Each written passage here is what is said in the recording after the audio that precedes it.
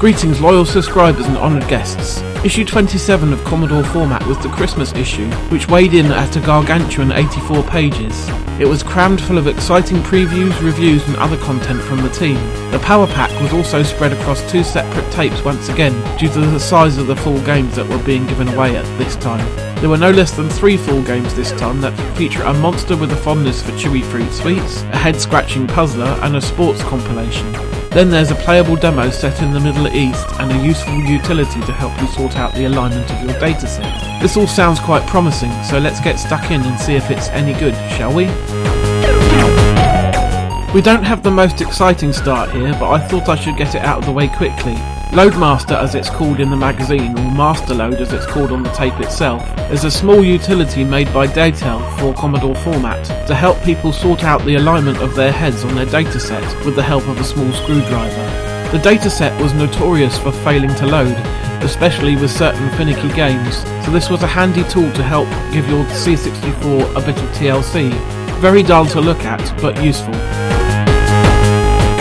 Do you remember those really old Chewits adverts from the 80s and 90s where a Godzilla-like monster would be destroying a city until he came across a pack of the fruity sweets and was sated by their tastiness? Well, this is a game based on those ads. You take control of the said monstrous lizard. In the game, the goal is to find eggs instead of Chewits for whatever reason, while trying to avoid being killed by the angry denizens of the city. What we have here is actually a fairly enjoyable Rampage style game, except with levels that scroll instead of being on a single screen. Eating the little people can help restore your health, and you have a variety of moves at your disposal, including Fire Breath, which will run out eventually, clinging to buildings and hitting them, and a jumping attack. The apparent lack of Chewits anywhere in the game leads me to believe that this already existed and they slapped the license on it at the last minute. It's still pretty good fun though, at least for a little while, so give it a go. Deflector is a fiendish puzzle game with a famously stonking tune on the title screen. The premise is fairly simple. Get a laser beam to shine into a red receiver on every level, but the execution can get incredibly tricky after just a few stages. What makes life complicated is the fact that you have to destroy all of the silver balls on each screen before you can end the level by entering the red receiver. As you manipulate the angle of multiple mirrors on each stage, you have to be careful not to cause the beam to bounce straight back at itself, or you will cause an overload and lose one of your lives. It's a neat idea for a puzzle game, and a pretty nice thing to get for free on the cover of a magazine. Brainy types will get a lot of enjoyment out of this one.